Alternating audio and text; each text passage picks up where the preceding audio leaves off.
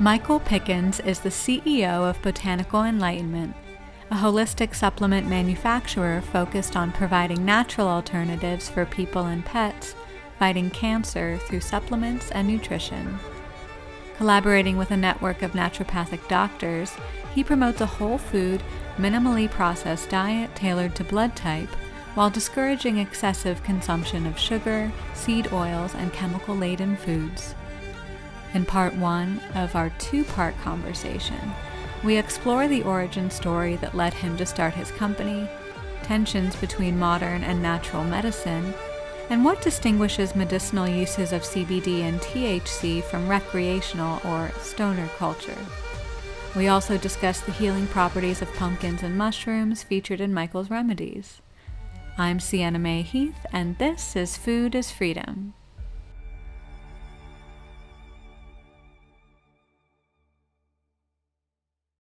Well, in part 1, we dive deep into herbal medicine and the other products that you provide through Botanical Enlightenment. And something that you've brought up, I think, is a theme of putting freedom over fear and suggesting that perhaps the natural route to healing and preventative medicine, too, would be more free and liberating, per actually the title of your book, A Liberated Mind. Rather as compared to the modern medicine, at least in the Western world, which one might say is more fear-based or wanting to suppress rather than to liberate certain, perhaps like toxins in the body and whatnot. Would you like to speak like from your perspective and from like Botanical Enlightenment's mission, why the natural route is more freedom-centered? Well, more freedom centered, probably because it's less dependent on, I think, control and manipulation. And when I say control and manipulation, all pharmaceuticals are derived from natural sources. So they all have their natural counterparts. And what they do is they synthesize those natural counterparts. Like, for example, Marinol is a anti-nausea medication that is synthesized from CBD. So they use some petroleum ingredients and they use a chemical reaction to then synthesize the Marinol, right? Instead of, you could just take a high dose CBD product and it'll probably do the same thing with less side effects, because Marinol does have side effects. But the issue is the pharmaceutical companies, they cannot patent the natural ingredient. So of course, they're going to want to do something to that natural ingredient to then make it their own, which is how they come up with every pharmaceutical on the market. They take a natural ingredient and then go ahead and add some chemicals to it. And voila, you have a pharmaceutical, which usually comes with lots of different side effects. Now, there are side effects to natural products as well. You can take too much of something and it's going to cause some issues. So, but I do believe that finding more of the natural remedies for whatever you're dealing with, and then finding the right dosage or seeing a naturopathic doctor that can maybe focus on the root cause of the problem versus just masking the symptoms. So, for example, like, let's say you're literally locked up. Let's say you have chains on your arms and it's causing these bruises on your arms because you're locked up by these chains. Now, the pharmaceutical companies would come in and say, here's a painkiller and here's some salve for this, the chains that are on your arms. Whereas the natural would come in and be like, hey, cut out all the sugar. That's going to get rid of the inflammation. Here, take some CBD and that's going to help with your pain. And it's basically taking those shackles off your arms because it focuses on the root cause versus just focusing on the symptoms, which a lot of pharmaceuticals, that's all they do, is they focus on the symptoms. Right. And actually the shackle metaphor is apropos to liberation. I love that. So you mentioned CBD. Are there any other herbs or foods that are kind of in pharmaceuticals but have been synthesized? Oh God, there's a ton. Like opium is the example that comes up most right now, right? So you've got poppies, and then from poppies they extract those, and you get oxycontin, right? Because they're using chemical synthesis on the opium oil from that poppy. So there's that. There are so many others that are out there as well, and technology as it is, you can literally type in a pharmaceutical and ask where it's derived from, and it'll literally pop it up for you. So And you've spoken about mainly your clients with cancer. What other issues are your clients dealing with? Is there anyone on your radar that's mending some mental health issues? yeah, absolutely. So depression, anxiety, those are big ones that we help with. And so with depression and anxiety, there's lots of different causes for all of them, personal situations. A lot of the times it comes from the subconscious programming that's operating in the background that we don't even realize is there. However, you have depression and anxiety, and a lot of times that's coming from the gut, and you might have a candida overgrowth. There's a connection between mood and the gut. And if you don't have proper probiotics that are digesting your food, or if you have a yeast overgrowth, which is candida, then it's going to cause some issues. So we do have, a product called Serene, and it has a terpene in it called parathymine, and that actually kills candida. So it's going to help control that overflow of yeast in the gut. However, at the same time, you can't be eating a bunch of carbs, um, and and expect it to go away, right? Because what you're putting in there is then feeding the yeast. You can't be drinking beer and expect your yeast overgrowth to go away. It's just not going to work like that. So you have to really take a holistic approach, with everything in your life if you have any issues. So Are you familiar with kratom? I am. Yeah, I'm familiar with kratom. I'm not super familiar with it, but I know it. I've tried it before. Not really my thing. Kind of just gave me the jitters. So Yeah, it did for me too. I had some kratom tea at a coffee shop, and I think they had two versions. One was like to help you relax, and one was to socialize you. I thought that was funny. I've never seen a drink labeled like to help you be more social, but I don't know. I took the latter. Just I didn't really expect anything of it. Besides a little boost I would maybe experience from another type of tea. But yeah, it made me feel tingly. I wonder if maybe some people have better experiences, or if it's like more suited to their needs. I just bring it up as an example because I know some people are fond of kratom. yeah, so I know there's a lot of people that are using it for chemical dependency to opioids, right? It kind of has the same effect on the opioid receptors, but it doesn't have the damage to the liver that a lot of opioids have. So I know they use it for that. And opioids were never something with me. I don't really like taking pills, so not really my thing. Also, luckily, I've never had any, major incidents where I needed to take painkillers like that too. So that's also helpful. Yeah, and honing in on the mental health aspect, I wanted to expound upon the mindset angle of botanical enlightenment, your beliefs and your values, like what really drives you and your mission. Yeah, so there's a lot of studies, scientific studies that show that having a positive attitude or optimism in life will actually reduce risks of cardiovascular disease, reduce risks of actually increase healing as well. There's a lot of these studies. I list a lot of them out in my books. I've been doing a lot of research on this, and it shows that people who have positive attitudes or are optimistic, like after surgery, there was another study where they sampled, I think it was like 200 people, and the ones that went into surgery with an optimistic attitude that everything was going to turn out well, they healed like twice as fast than the people who did not have a positive attitude about their surgery. Right. So there's a really interesting connection between the mind and then the body's ability to heal itself. Right.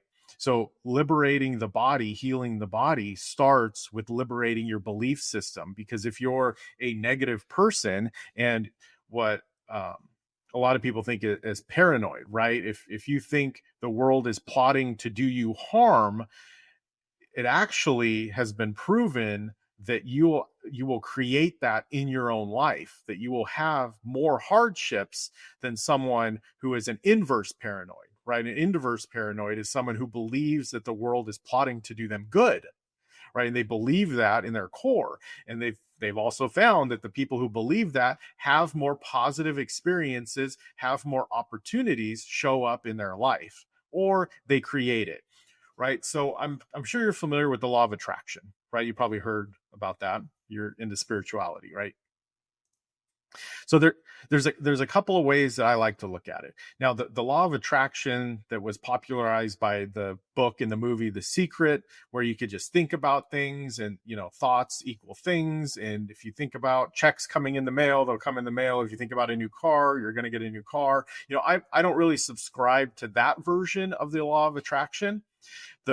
What I subscribe to is that when you think these positive things like, oh, I'm going to get a new car, I'm going to get a new car, it programs your subconscious mind to start looking for opportunities and looking for ways to move toward a new car, the car that you want, right? Maybe you need to take more action. Maybe you need to work harder. Maybe you need to create another source of revenue. Maybe you need to do whatever it is that you need to do to get yourself set up for a new vehicle. But it's really the law of moving towards what it is you want in life, what it is, your belief structure, right? So if you say those affirmations about wanting a new car, what you're doing is then programming your subconscious mind to now scan for the opportunities to help bring that into your life. So where you can take the actions easier. And I used to coach a lot of political candidates, a lot of libertarian candidates, and a lot of salespeople. That was mainly my source of income for a while. And getting salespeople to let go of call resistance, right? Programming, because a lot of times, people think sales are sleazy, right? Or you're interrupting someone when you're making the phone calls, right? Having to change their inner dialogue and that programming inside their mind to think like, oh no, what I'm offering has value, and I'm actually giving the person I'm calling a service, right? By calling them and offering what I have, because I know it's going to help them. And when you have that belief system and belief structure, you're on the phone all day. You're calling as many people as you can. And then that in turn, that'll bring more success into your life versus being afraid, where a lot of people will fall into that trap of fear, the fantasized experiences appearing real, right? Thinking that somehow the person on the other line of the phone is not going to be happy with them, even though they can't really do anything. I've had thousands of people hang up the phone on me. No big deal. Not a big deal, right? With the libertarian candidates, political candidates, like if you believe in it, and this is what I would teach libertarian candidates, if you believe in freedom, and if you believe that our principles of free market libertarianism is going to provide more prosperity to people, you need to ask them for money. It's like, it's your duty to ask them for donations so you can spread these ideas out in the population so you can make an impact. Like if you don't ask people for money, you can't advertise, you can't run your campaign, you can't get elected. Now there's a lot of reasons why candidates don't get elected and why libertarians have a very hard time in partisan races getting elected. But we've been able to help, candidates running for nonpartisan city council races get elected on the principles of libertarianism. It was just easier because they didn't have that word next to their name, right? But going back to overcoming the fear that people have when running for office or asking for money or asking for sales, and using the subconscious reprogramming to then create the movement and the actions necessary to accomplish whatever goal that is, right? So if we're looking at the nutritional aspect, let's say someone is addicted to sugar, right? They grew up in a household where they had frosted flakes every morning for breakfast. They had with a glass of orange juice, so sugar on top of sugar, right? And that they're wired for that. And they had a candy bar for a snack, and they had chips and whatever else on top of it, and then dessert, and they had ice cream for dinner. So their whole day is filled with sugar every single day of their life. And now they've just got diagnosed with cancer, and they have to cut out sugar. And it is so bad for some people. I know a gentleman that died because he was unwilling to give up sugar. He literally said, nope, I'm not going to do it. I'm not going this route. I'm just going to do the chemotherapy and radiation. He didn't quit drinking soda. He would not stop eating ice cream. And, he passed away not too long after that. Right. So there's really these deep seated core beliefs, and it's not just a belief per se, because it's also backed up with neurochemical dependency, right? The sugar is going to release the dopamine and the serotonin in the brain, those feel good chemicals. And it's been proven scientifically that if you're addicted to these things, like let's say you're addicted to ice cream, and if you think about eating ice cream, those feel good chemicals start getting released. Just the thought of eating the ice cream starts the release of those chemicals. So then now it's really motivating because you're getting little hits of dopamine. It's like, okay, I got to get up. I got to get that ice cream right out of the freezer. So it's very difficult for people to break some of these addictions and these habits, but it is possible, 100% possible. So that's where a lot of what I write about in the Liberated Mind is based on how to break these limiting beliefs that are really ruining our lives that we don't even know. We even know they're doing it. So One thing that comes to mind in relation to the law of attraction is the phrase that the universe doesn't have a budget, and you essentially inviting you to dream big.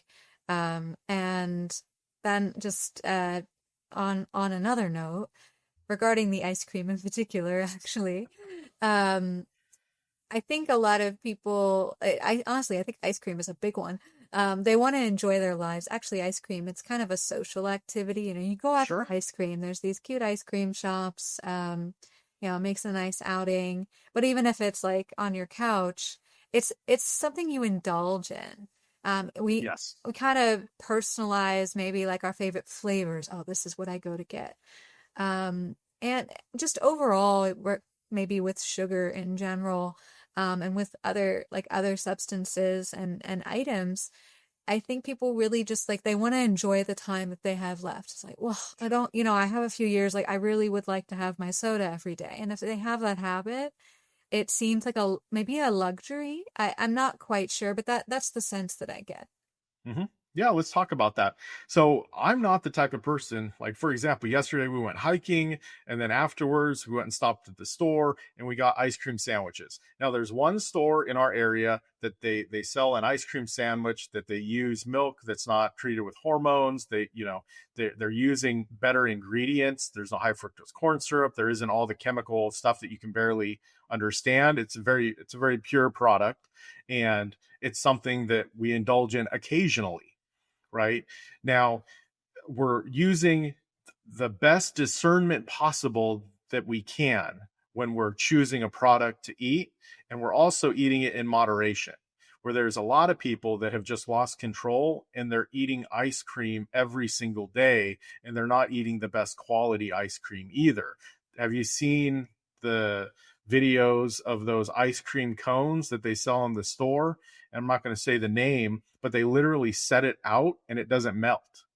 It keeps its shape. Like the ice cream keeps its shape because there's so much chemical whatever in it to preserve it. It's crazy. And people eat those every single day. So you have to make some decisions that are based in what's best for yourself. If you think you're going to die next year, you probably are because you're making the choices that are going to put that out there. So, but if you believe you're going to live a long and healthy life, you're going to start making better choices that lead you to living a long and healthy life, because that's the belief system and the structure that you have in place. So hopefully that made sense. Yeah, it does, and it brings to mind one of your phrases that you use quite often, which is "do it anyway." And it's interesting because there's multiple ways of embodying that attitude. Do it anyway. Well, Sure. have your ice cream then. Well, the preface to that is feel the fear and do it anyways, right? and I think that's more along the lines of goal accomplishment, right? And that's where that comes from. Not like feel the fear of getting sick and eat all the ice cream anyways. It's more along the lines of something positive, that's going to benefit you. Well, obviously so. It's funny because that was the next point I wanted to make. I'm like, wow, that's some people really are doing that, just not in the way that you'd hope. But what does that mean? Well, I know you summed it up a little bit, but like when you say do it anyway, it kind of sounds like Nike actually do it. But like, what are you hoping that your clients will overcome? What are some of their limiting beliefs? Yeah, so one thing is movement, right? Getting out and moving, taking the dog for the walk or going to the gym, starting small. You could even start in your home. Like you have to start moving. You got to start getting the toxins out of your body. You got to start drinking more water so you can flush those toxins out. You could really hydrate yourself. Cancer is an anaerobic disease, which means it thrives in low oxygen environments. So the more you're moving, the more you're clearing things out of your system, and the more water you're drinking, you're also flushing it out as well. And then eating fresh vegetables and fresh fruit is going to help oxygenate your blood. So creating a more alkaline environment to where cancer cannot survive, right? Where most people, if they're eating low energy foods, if they're sitting on the couch, very sedentary lifestyle, right, it's creating an acidic environment in their system to where cancer can thrive. And that's what's happening. And that's what we see as the result of some of these things. So, feel the fear and do it anyways is more along the lines of positive things in their life, like, oh, I've never been to the gym before, oh, I'm scared, what are they going to think, I'm overweight. Feel that fear and do it anyways. And then the acronym that I use is fantasize experiences appearing real. Is there any real danger with going to the gym and getting on the treadmill or getting on a bike or starting to lift weights or going in there? No, there's no real danger.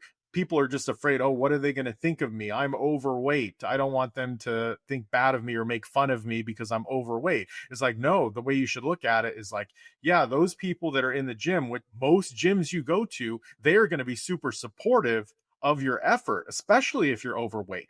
They're going to look at you and be like, yes, you are taking action. You're taking those steps. Because believe it or not, a lot of people in those gyms, even if they're in shape, there was a time when they weren't. There was a time where it was their first day in the gym and they were taking those positive steps in the right direction, right? They were feeling the fear and they were doing it anyways. They were going in there and making it happen. So that's kind of, the concept behind it. Feel the fear and do it anyways. Is just to take those actions regardless of whether or not you might be scared of them. There's another way to say it too. So FEAR, face everything and rise, or face everything and run, right? So there's two choices there.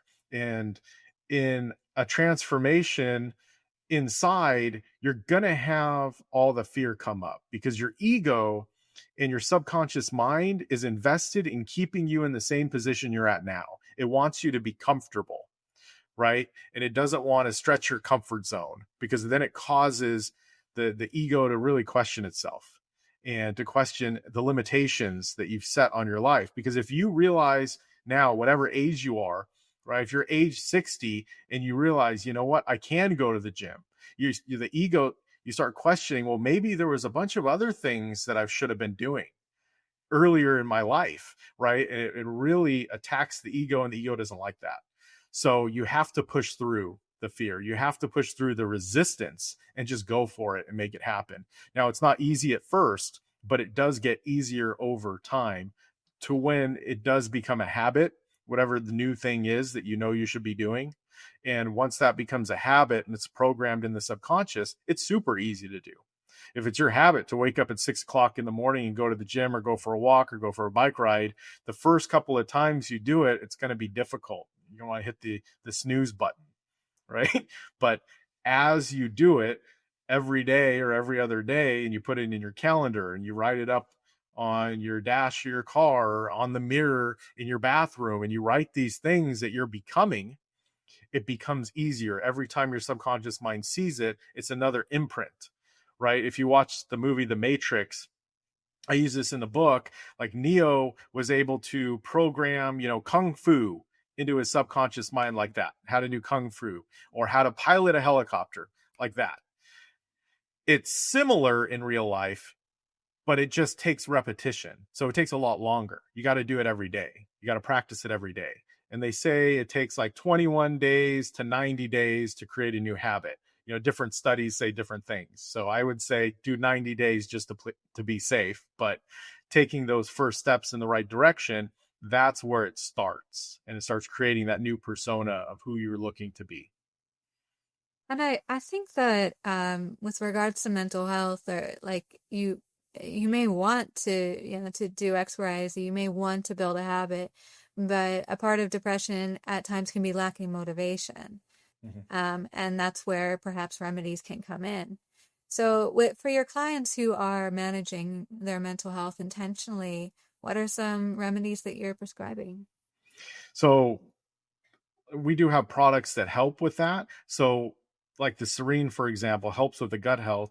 And then the CBD reduces cortisol production, right? And cortisol is really, you know, the thoughts come up that they're not good enough, or they're, you know, people don't like them, or whatever it is that's causing the depression. So they think, you know, oh, I'm not good enough. People don't like me. I'm not going to go outside and interact. Or maybe they have trauma from the past. You know, maybe it came all the way from elementary school where they got bullied, or they went to stand up in front of a group of people to give a book report and they got laughed at, right? And it created this imprint in their subconscious mind. And now they're afraid to do anything like that again. Maybe they're afraid to put themselves out there because they've had these situations happen. Now, the only way to counteract that is to take action. They have to first decide what it is that they want. You make a decision. Okay, I do want to go out. I want to do more things, right? And then they start writing it down. They put pen to paper, not typing it, because it doesn't work the same. The way the subconscious works is you actually have to write it for it to have more of an impact. So you write what it is that you want your life to look like, what you want to do, or what you're choosing to do. That's a better way to say it, because the choice is different than want. Want is lack.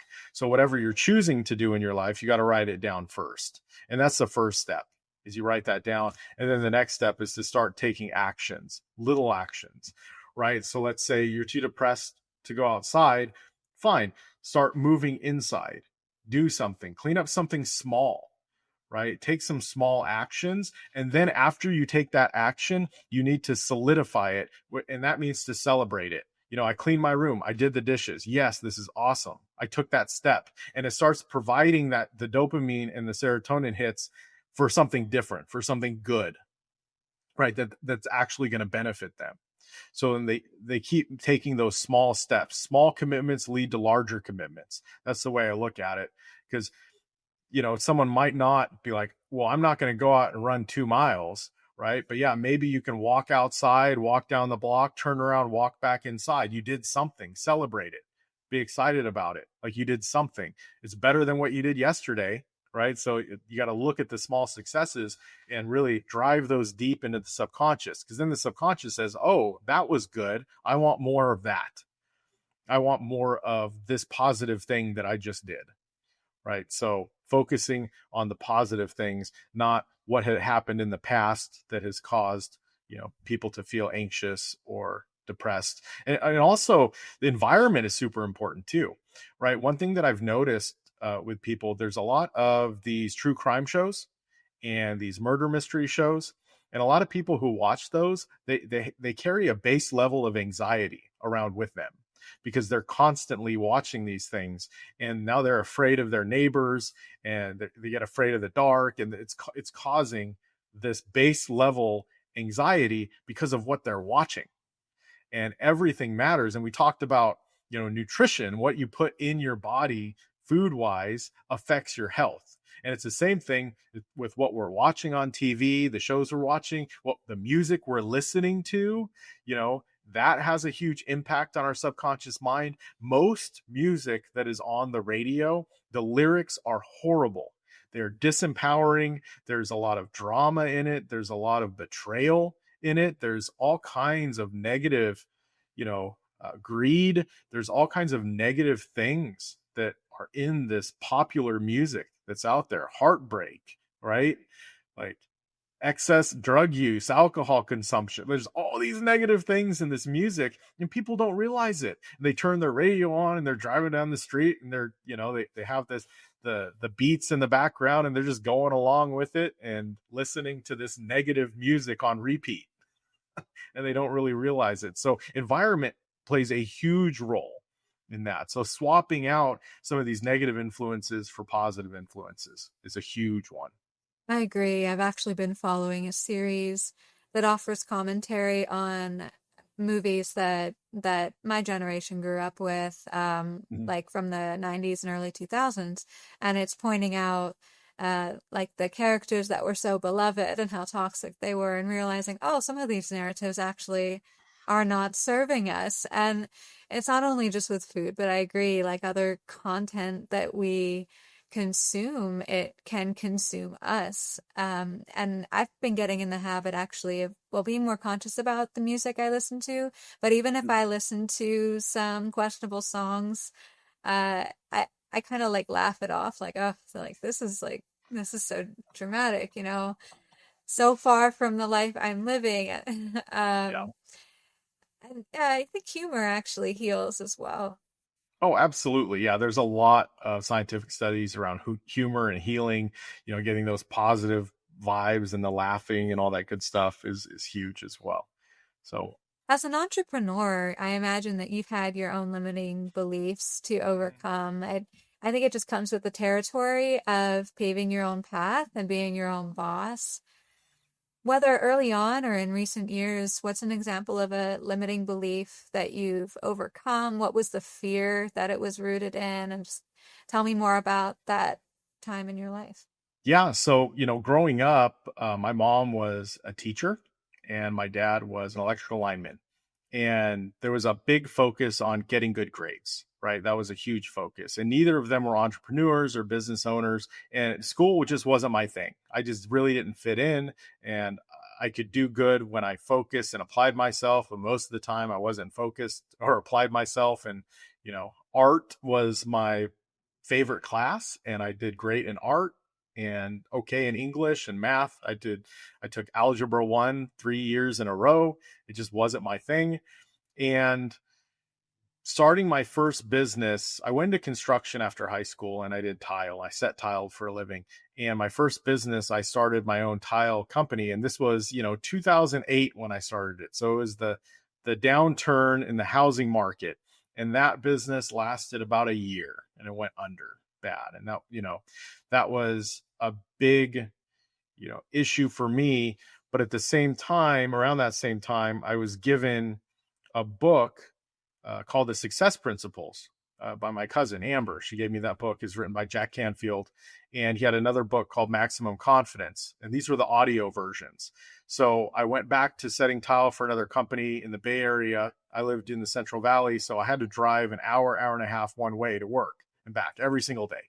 So I listened to The Success Principles and Maximum Confidence on repeat. That's all I would listen to, back and forth. And it really opened up my mind to new possibilities.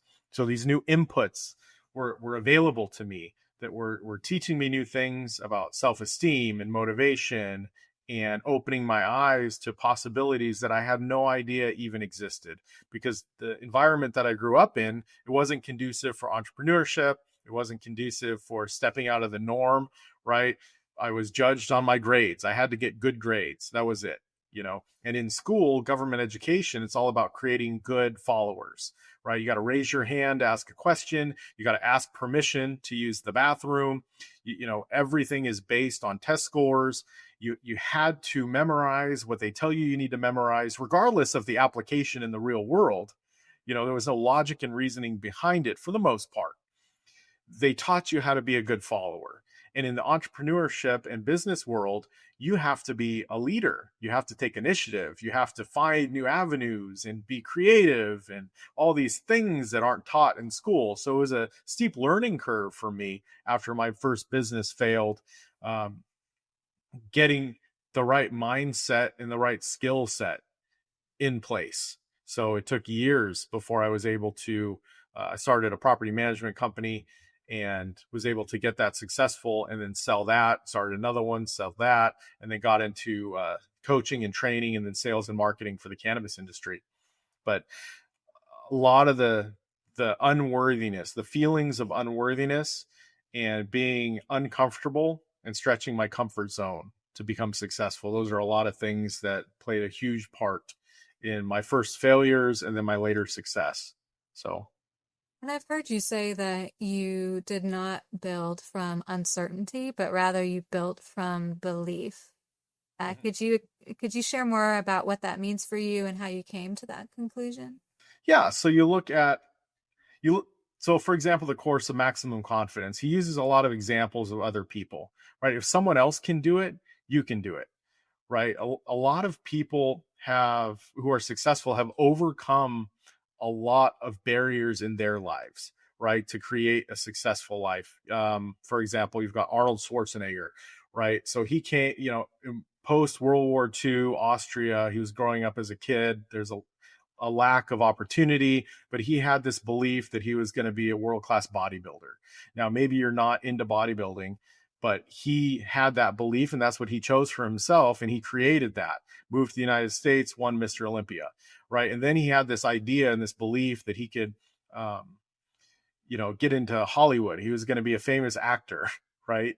And he had a lot of opposition. He had a name that people couldn't pronounce. He was too big. He had an accent that people couldn't understand what he was saying, right? He had all these people telling him that he couldn't do it. And he created his own path in there. And then political wise, he decided he was going to run for governor of California and then won that, twice. So there's a lot of people out there, and that's just one example. So you could take any example of any industry that you're in and anything you're looking to do, and you can find successful people in there that have had hard paths along the way, and you can mimic it. Maybe you don't have to do exactly what they did, but you can use them as inspiration and motivation and belief that you can do it too, right? Howard Schultz is a big inspiration of mine. I've never met the guy at all, but I've read his books. It's like, okay, this guy who came from, poverty in the welfare system was able to create something. And he didn't do it by himself. No one really does anything by themselves, but he was able to create a mindset and a belief structure that he could become very successful. So when you have other examples and whatever it is you're trying to do of people who've been there, who've overcome the obstacles, who really worked hard to get where they're at, you can just try to mimic them and try to figure out what they did and kind of take on that belief structure. Like if they did it, I can do it. Now it's really deep, and to get there takes time, right? It takes a lot of subconscious reprogramming depending on where you come from. Most people don't have a support network and supportive parents. Like my parents, I love them very much. They just don't have the experience that, my mom still doesn't understand really what I do, right? She's used to just showing up, teaching little kids, getting a paycheck, everything's fine, going on a vacation. That's her life, right? She doesn't really understand like starting a business takes a whole lot of ingenuity, and it takes a whole lot of stepping out of your comfort zone and insecurity, also being able to fight through the months that sales are down and you got to cut things, and there's just a lot to it that most people don't understand. So being able to find examples of people who've overcome these hurdles and obstacles in their life is very important through your own journey. So What I hear rooted in like this new approach to leadership as an entrepreneur is really like just a different form of leadership than we're used to. I think we're in our current systems, which are falling, it seems, we are accustomed to top-down control, like for example, a doctor kind of instructing you that this is what you have to do or else. And while yes, like there are patterns that we can mimic and people that we admire, when it comes to whether it's modern medicine, ideally, or natural medicine, the individual's health and the individual's body is unique. So there's only so much that we can necessarily take from what another person does or what's worked for most people, a high percentage of people, we really lose our humanity in those percentages. How would you say that this the individualistic spirit and the motivation you're describing is infused in your work at Botanical Enlightenment? So with that said, right, you have to look at your own successes and then build on it, right? No matter how small the successes that you have. So for example, I built this company from the ground up, and every new product, like with our first line of products, I went to a manufacturer, the grower that we're still with to this day. They showed me how to manufacture those products, right? So it was someone else that gave me the skills necessary, and then because of that, I now carried that belief with me to be able to create the first line. Now everything else we've created in-house, and we've learned these things from the ground up and how to do it. And that's the best part of it, because you build the successes from the small successes, and they compound into larger successes because of it, because you have that belief structure. You don't go from nothing to 70 different products overnight. It takes time to build it up in whatever it is you're doing, right? And especially with, like, for example, writing a book. This is book number 3 for me. Now, the first time I started writing, what I understood with it was you don't go out saying like, oh, I've got to write this 200-page book. You start with, let me write a sentence. And you write that sentence and you're like, yeah, I wrote this sentence, right? It was decent. And then it's like, okay, let's go to the next one. And you just build on that. And then you write another, and then you write another, and then you write another. And then you look back on it, and you're like, oh, look at that. I've written an entire paragraph. Cool. And then you just keep going, right? So, a metaphor is, how do you climb a mountain? One step at a time, right? How do you write a book? One word at a time. You just break these big goals down into these small, little more achievable tasks that you can do, in an hour or 10 minutes or whatever it is. And you just break it down, and then you celebrate that. Now, you don't celebrate it destructively. You're not like, okay, well, I'm going to go eat an ice cream now. I just wrote 2 sentences, nothing like that. But it's like internally you celebrate. Yes, I accomplished that. And then that really solidifies who you're looking to become. And then it helps you to springboard onto more and more and more. So if that makes sense. It does. And thinking about your clients in particular, I imagine that many of them are already craving solutions. They come to you already somewhat educated and intrigued by natural medicine. Yeah.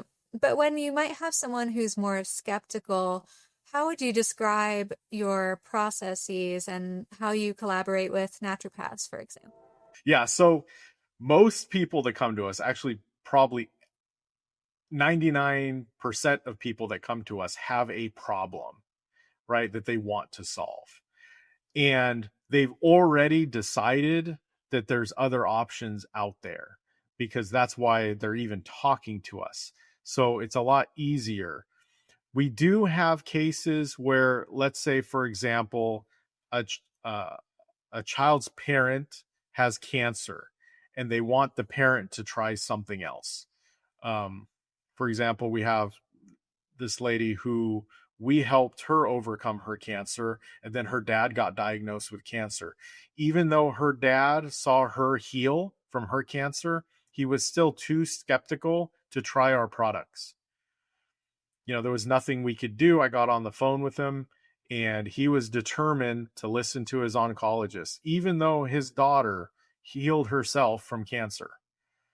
Like, for some reason, he just didn't believe it, or couldn't believe that he could do the same thing. He needed to go see the oncologist. So, and he recently passed away too. So yeah, not everyone can be, if they're stuck where they're at, and if their belief structure is that ingrained in their subconscious mind, there's not much that can happen. It's normally the people who think that there might be something else out there that can help them, where they're just a little opening in that door where they can see some sunlight, right? And that's all they need. They need that little crack, like, oh, there's something out there. and then they can continue opening the door and then step through it. Like we were saying in part one, at times the land can provide the medicine that we need, and at times there's also this intuitive knowledge that kicks in and as it opens that window, right? And once Yeah. you have that window ajar, and that sunlight shines through, um, there is enlightenment that can come from that. But it really is the individual's choice. The example of the father and daughter there is really potent actually, because you can be so close to someone else and like in proximity you see how they've healed. But again, it's every individual's journey with their health, like, and you can't force someone to go a route that was right for you. Yeah, you can't force anyone to do anything really. Now, and that, kind of goes back to the government, right? The authoritarianism. Like, a man convinced against his will is of the same opinion still, right? So even if you might force someone to do something, you can't control them per se. You can't control their mind. And I think that's the last bastion of freedom we have left. I'm not sure if you're familiar with Viktor Frankl. He wrote a book about his experience in the concentration camps in Nazi Germany, right? And his story is inspirational because he never gave up his mental freedom, right? He always believed he would be liberated. He always believed he would be free. He kept his attitude positive, even though he was going through horrible conditions, right? Same thing with Frederick Douglass, right? I'm not sure if you're familiar with his book, his autobiography, The Life of an American Slave, right? And his whole story of finding mental liberation. And with him, it's like he was sold at age 8 to a family in Maryland. And one day he was doing stuff in the house, cleaning things up, and he heard his master's wife reading out loud. She was reading the Bible. She was reading it out loud, and it started piquing his curiosity. Like, what is this? She's looking at a book, she's reading, and he asked her to teach him how to read. And she started to. She started teaching him the alphabet and started teaching him words. He got to the point where he could pronounce, 3-4 letter words. And then eventually his master found out that he was being taught how to read by the master's wife. And the master forbid his wife from teaching him how to read. But his mind was expanded enough that he realized something else was there. And he took the initiative to, ask neighborhood kids to help him try to read. He'd ask anyone he could, and he used to collect newspaper clippings and whatever books that he could. And he basically, with the help of neighbors and other people, he taught himself how to read until he eventually reached the point where, like, learning how to read was such a detriment to his life because he was able to see the predicament he was in as a slave, right? And it caused him so much pain and heartache, whereas the most of the other slaves were oblivious to their situation because that's just all they knew.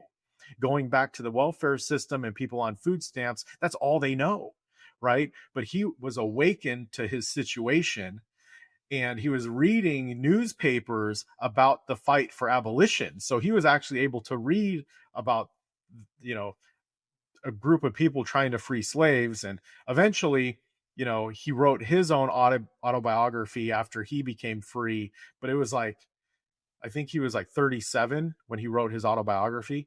So from the time when he was 8, when he started learning the process on how to read and becoming aware, all the way through age 37 when he wrote his autobiography, that took a long time. However, it was those small steps in the beginning that led to his greatness and his escaping slavery and, creating a life for himself that he could be proud of out of slavery. Right. So, yeah. And I think that's kind of how we all start, right? We become aware. We become consciously incompetent. That's the right phrase. So you become aware of what you don't know. Like, oh crap, I can eat healthier. This is what's causing, my life choice, my diet is what's causing this cancer. And then you become you're consciously incompetent because you're aware of it, but you keep doing the wrong things, right? You know you should stop eating all this ice cream, but you keep doing it, right? And then you become consciously competent. So you're aware you need to stop eating ice cream, and you actually do. You actually stop eating the ice cream, right? But it takes effort. You still get those cravings, right? You still want to, you still think about the ice cream, dopamine starts coming out, you're like, oh, I got to eat this ice cream. But you hold yourself back. And then you become unconsciously competent to where you no longer need it anymore, right? And I used to be that way with alcohol. Right? I used to like to drink a lot, and I was unconsciously incompetent. I didn't know what I didn't know. Wake up hungover, whatever. That's just part of life. I'm going to go sell some stuff, sell some weed or whatever, recreational cannabis in the marketplace. And then becoming consciously incompetent, like, oh, I should probably stop drinking because I get less done during the next day when I do that. And then you're consciously competent where you actively are able to stop that, and then unconsciously competent to whereas you no longer need the alcohol, you no longer need the ice cream. It is in your subconscious mind. It's no longer who you are. You're someone who only eats food that is going to help you nourish your body, right? You're only drinking things that are going to nourish your body. That's just who you are. You don't need it anymore.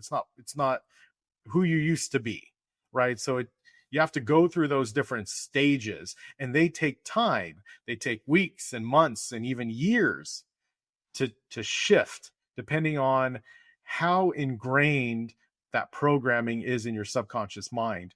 I use an analogy in the book. I call it the bucket analogy. So you have two hoses. One hose puts out nasty, mucky, dirty water, and the other hose puts out clean, clear, pristine water.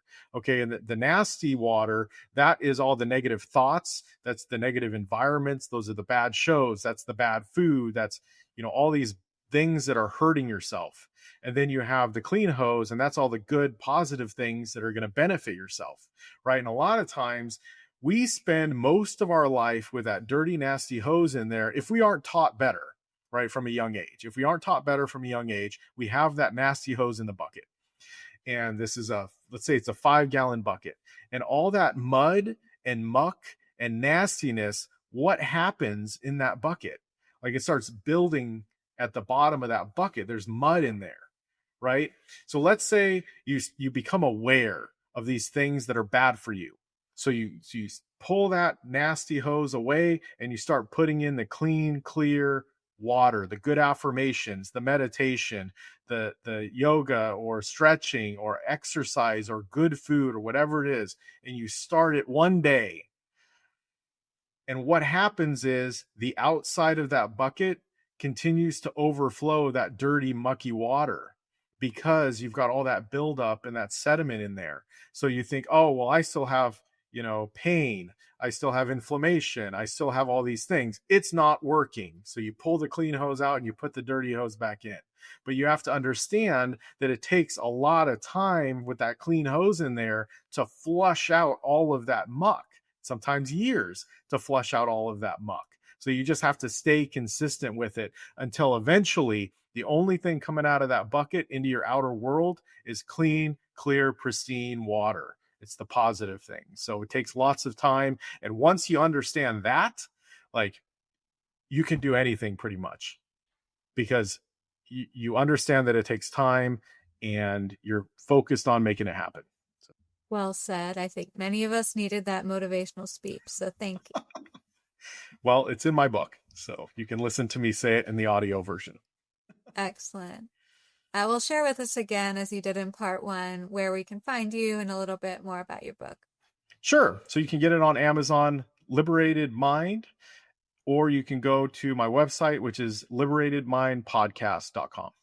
Excellent. And of course, Botanical Enlightenment. Are you on social media? Yeah, we are. Yeah, Botanical Enlightenment. It's on Facebook and Instagram and all that good stuff. So excellent. Well, cool. Thank you for co-creating these episodes with me. I think we have plenty more to talk about, and I look forward to staying in touch. And I just might try one of your remedies. Awesome. Well, thank you. Let me know if you have any questions. And I'd love to have you on my show too. So. Oh, thank you. All right. Take care, Michael. Yep. Bye-bye.